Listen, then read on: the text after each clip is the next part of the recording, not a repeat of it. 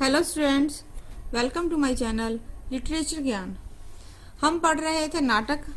आज हम इसका आखिरी चरण पूरा करेंगे।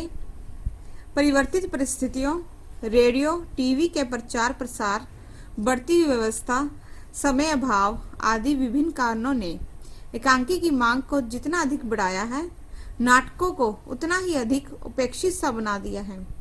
नाटक विधा तो मुख्यतः पाठ्य पुस्तकों तक ही सिमट कर रह गई है। सच तो यह है कि पिछले 25 वर्षों में कथा साहित्य ने जिस तेजी के साथ करवट बदली है और नए नए तत्व प्रदान किए हैं, उतनी तेजी और नवीनता नाटक ने नहीं दिखाई, ना तो संख्या की दृष्टि में और ना ही विचारों की दृष्टि में। कथोपकथन छोटे छोटे और व्यवहारिक रहते हैं। जीवन की किसी प्रमुख घटना को लेकर चारित्रिक विशेषताएं उद्घाटित की जाती हैं और प्रासंगिक कथाओं का अभाव रहता है। भाषा भी दैनिक जीवन में प्रयुक्त सरल और व्यवहारिक रहती है। पात्रों और दृश्यों की संख्या अधिक नहीं रहती, उनमें कथानक संकोच मिलता है। प्रसाद का स्थान। हिंदी के नाटककारों में प्रसाद जी शीर्ष स्थान के अधिकारी हैं। उनके नाटक प्राय इतिहास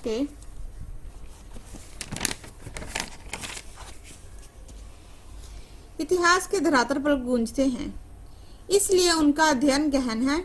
उन्होंने संस्कृत साहित्य का विशेष अध्ययन किया था।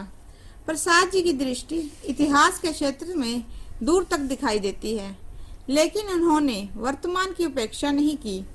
वस्तुत अतीत का इतिहास उन्होंने वर्तमान को सचेत करने के लिए ही दोहराया है।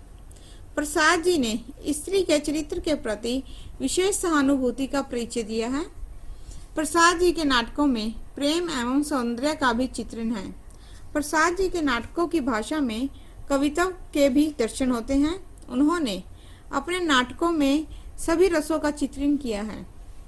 श्रृंगार रस एवं वीर रस के चित्रण में प्रसाद जी अग्रणी रहे हैं।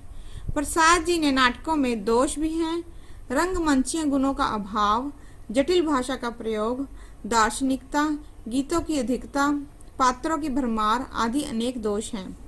इन दोषों के होते हुए भी प्रसाद की समता का दूसरा नाटककार दिखाई नहीं देता।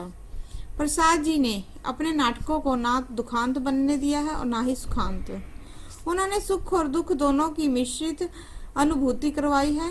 उनके नाटक हिंदी साहित्य की स्थायी संपत्ति बन गए हैं। प्रसाद जी ने नाटकों के माध्यम से अपने युग की उथल पुथल एवं संघर्ष भावना को भी प्रकट किया है। डॉक्टर लक्ष्मी नारायण ने प्रसाद जी के नाटकों के विषय में लिखा है, इनके नाटकों में ऋषियों का चिंतन, भगवान कौटिल्य की प्रखरता और मेनका के मत का अद्भुत मिश्रण है। साथ ही उनमें भावी राष्ट्र निर्माण के लिए गर्जन भी है। उपसंहार। आज हिंदी नाटक नाना प्रकार के नए नए प्रयोगों और नवीनताओं से युक्त हो चुका है। उसका भंडार अत्यंत विपुल हो चुका है। रंगमंच की एक विविध मुखी श्रृंखला बन चुकी है। फिर भी आज की परिस्थितियां प्राय उसके एकांकी रूप की ही इच्छुक हैं। यही कारण है कि नाटक की जगह एकांकी